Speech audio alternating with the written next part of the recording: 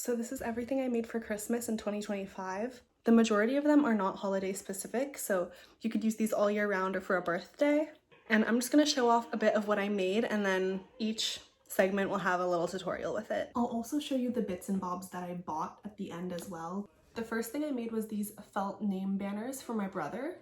I got this idea from Pinterest, and they were pretty simple to put together. I kind of did it. I cut out all the letters. I did this one lowercase because I thought it was kind of cute, but I don't know if I should do uppercase or not. I think I'm just gonna glue it down though. There's enough scraps to make like a mini one, so I think I'm gonna do that. And I thought it was really cute for him because he likes his name on a lot of decorations. His childhood bedroom had like his name letters everywhere. And he's not a super materialistic person, so I thought this was cute, but also good for someone who doesn't want a lot of material items. A lot of these crafts, I'm not gonna lie, were inspired by the sheer amount of felt I had, but I thought it was perfect because I wanted to make felt ornaments anyway. Next up is the gift from my best friend. So I made this elephant keychain out of felt. I think it turned out really cute. And I made an elephant specifically because she has a large elephant jellycat already that she loves. So I thought a little keychain version would be perfect. And Jellycat doesn't even have an elephant keychain anyway, so. I started out by basing the shapes on a teddy bear pattern I'd found because I couldn't find an elephant specific one. These are the final pieces I ended up with, and I'm actually proud of how well I was able to improvise this. And then I also used a piece of cord to make it actually a keychain, and I neglected to film a lot of this, but honestly the hardest part was just figuring out the pieces. And then the rest I used a mixture of hand sewing and machine sewing to sew each body part separately, and then to attach the head to the body here, I used an invisible stitch. I tied a knot at the end of the cord, inserted that where the ear is, and then invisible stitched the ear on as well. But basically each part I sewed and then stuffed separately, and then would attach to the body with an invisible stitch. You can see the legs already stuffed and sewed, and then at the very end I would ladder stitch them on. And for the eyes I did just end up using hot glue, and it turned out really cute. It turned out actually a lot better than I initially thought it would. And to finalize the keychain, I just took this O-ring and jump ring from this old keychain I had and attached it to the cord loop I had made at the ear. And that's the elephant all done. My best friend ended up really loving this, so I'm very happy with how it turned out. Another felt craft I ended up making was this luggage tag. I made this one for one of my roommates. I thought it would be perfect because she's going on a study abroad trip this upcoming summer. And I just printed out a little luggage tag as well so she can write her information or switch it out if she wants. The only extra thing I had to buy for this was the plastic, and I have a lot of it left, so if you have any suggestions on what to do with that, let me know. I did not film really a tutorial for this, but it was quite simple to make. I'll link the blog post I used for reference down below. But I basically just cut everything out, sewed each layer separately. So this back layer I sewed the text on, and then this front layer I sewed first the frame to the plastic, and then the frame to the first blue layer of fabric, and then in between the two blue layers, you can see that there, how layered it is. I sandwiched the hanger tag. I wasn't sure a felt hanger tag would be super strong by itself, so that's why I also did the contrasting stitches around the edge. For each layer, I just top stitched the whole thing together because with felt, you don't have to worry about frayed edges or anything like that. For that same roommate, I also decorated a bunch of matches.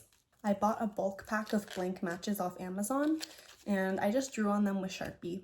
I didn't film this because you don't really need a tutorial. I just used some Sharpies to draw all these. But this is an Aperol Spritz because she likes those. 8-ball because I thought that was aesthetic. M because that's her name. Olives because she likes olives. This is her cat. Glenn Powell because we watched the movie Running Man, and that's the scene we keep quoting or referencing. This because duh. Ciao Bella because she's Italian, and also she likes fish. The Regal Admit one because we all have Regal Unlimited, and then I Heart Italia because she's Italian. If you wanted to do this but have a more professional look, you could always print out an image and glue it on the blank matchbook, but I thought the Sharpie still looked quite cute. She loves lighting candles and things, so I think this will be perfect for her. And then to go with that as a gift, I also bought her a coffee scented candle because she likes that scent profile. She loves having a coffee scented candle in her bathroom. So I thought this was perfect. And with the bulk pack of matches I got, I was able to do a match set for my mom, my brother, and my roommate, and still have a lot left over. Here's the little candle my mom got, and these are the designs I did for her. I did have some mess ups, but I'm just gonna keep these for myself. Last up for the felt crafts, I have these 2 ornaments, which are based on my dogs. I started out by drawing a pattern based on this reference image, cutting it out and then tracing it 2 times for each dog. I used the dark brown for Mocha and then the tan for Mochi. Using the same drawing, I cut out the mouth, ears, and collar piece. And these are all those pieces cut out, and I used inverted colors for both of them because I thought it was cute. I embroidered each of their names in a thick thread on the collar and then whip stitched on all the details in a thinner gold thread, except for the eyes and nose, which I did last. I then used a blanket stitch to attach the 2 base pieces together, and I used the thick thread for that as well. My camera work here is a bit shoddy, so I'm not sure if you can tell how I'm doing the blanket stitch, so I'll also leave a tutorial below if you need a little more guidance with that. I started out at the bottom corner of the collar, worked my way up around the ears, and then when I got to the middle of the head, that's when I added a little loop to make it an ornament. I then stitched down the other side of the ornament and then stopped right before the bottom of the collar. Without tying off the thread, I then stuffed the ornament with polyfill through the gap at the collar. After stuffing it, I continued to stitch along the collar, attaching both sides completely. I finished off the ornaments by hot gluing on the nose and eyes, and with that they were done. I made these for my dad because he loves our dogs, maybe even more than I do. I used a gold thread because I thought it was most Christmassy and it contrasts, I thought, nicely. I was actually going to make the classic beaded ornament, but I forgot the beads at my apartment, so I ended up just using thread and more colored felt. But if I had beads, I would have made some whiskers and then beaded the collar as well. I hope he'll enjoy these. I think they're quite cute.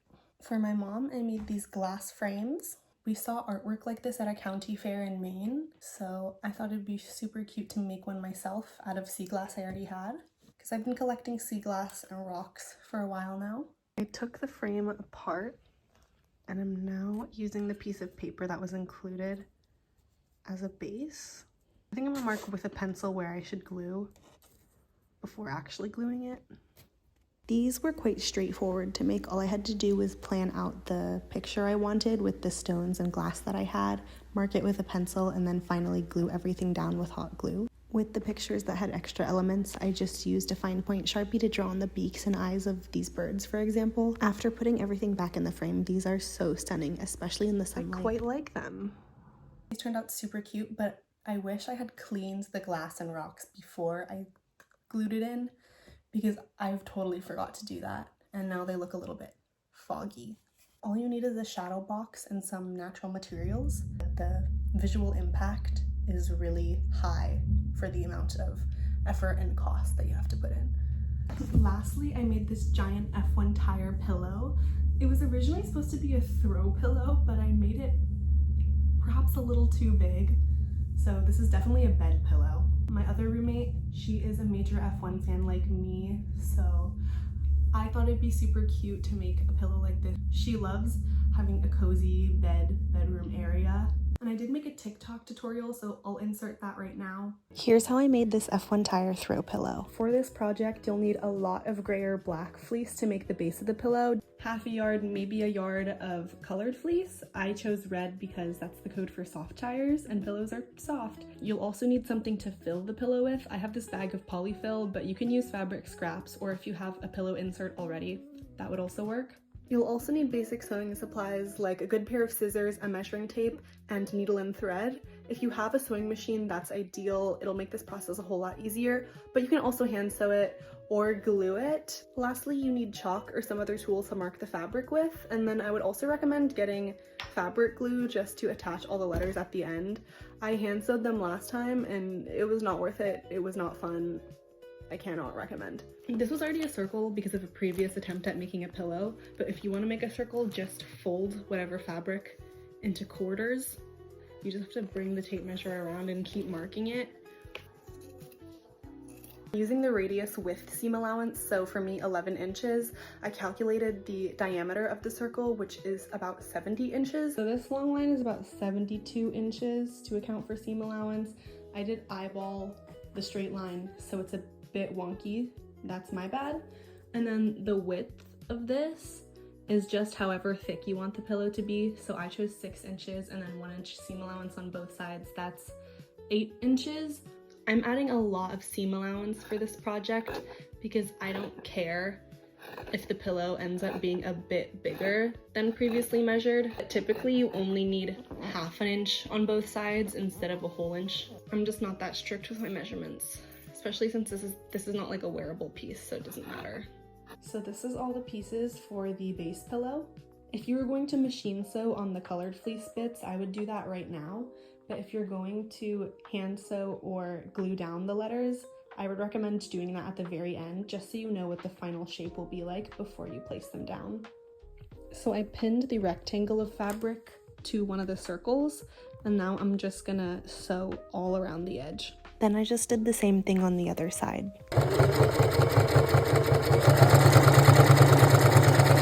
Lastly, I sewed the 2 ends of the rectangle right sides together, but I did leave a few inch gap. Through that hole, I pulled everything right side out, as you can see here.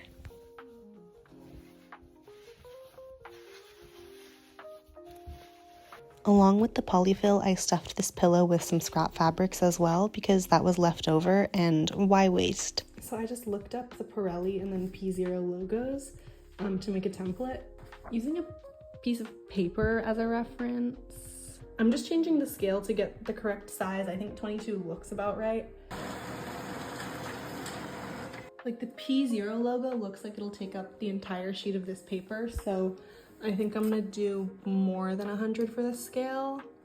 I ended up doing 127%. I cut every single individual letter out of the template and then traced it using a Sharpie, and then I did this inverted so the Sharpie wouldn't show on the front. I've used almost an entire bag of polyfill at this point. I'm trying to decide if this pillow is stuffed enough.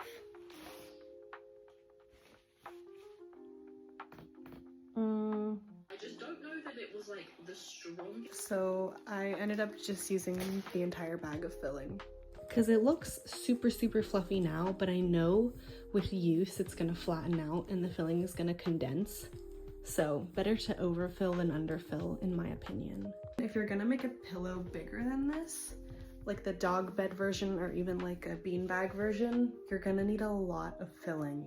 I then did a quick invisible stitch to sew that final gap. I tried my best to show you what that looks like here, but my camera work was not the best, so feel free to look up a tutorial for a ladder stitch or invisible stitch. And the trick to hide the thread is to loop it back through the pillow.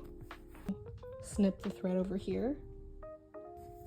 So then the end is now tucked inside. I just placed all the letters down. These stripes I just freehanded, and then the letters I cut out using that template I printed out. And then the final step, which really brings everything together and actually makes it the Pirelli pillow, is just fabric gluing all the lines and letters down. And with that, here's the grand reveal.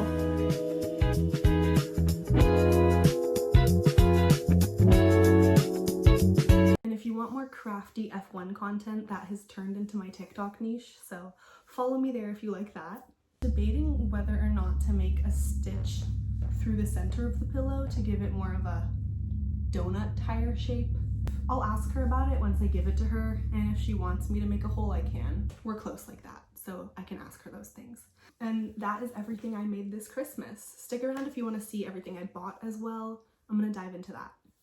I have a lot in bags to this side of stocking stuff. I'm not gonna go over all of that because it's mostly snacks. For my friend who I'm giving this keychain to, I got Hot Ones Pringles because we both like that show. And this cute little Christmas rubber duck because she collects rubber ducks.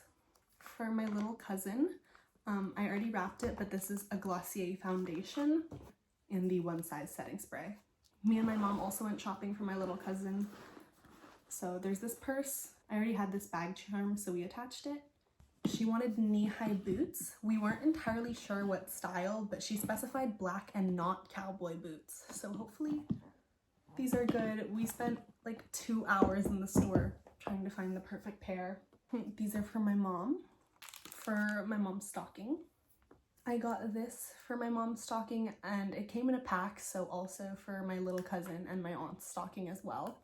I'm not sure who I'm gonna give this to yet, but it's a really cute flat style claw clip. These earrings as my mom's stocking stuffer as well.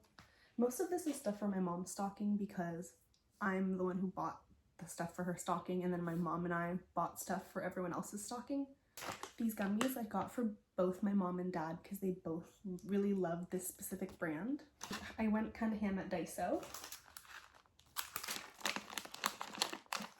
And then she really likes foot care and like pedicures, so my roommate's mom said it was good, so I trust. Some nail files. And look at this cute pack of Christmas cards I bought. I've got to write some, but I wrote them all to my roommates already, so that's why the bag is busted open. Here's a little overview once again of everything I made, and I hope this inspires you as well. That's everything I have today. I hope you enjoyed. I hope you found some useful gift ideas out of it. And Merry Christmas if you celebrate. Bye!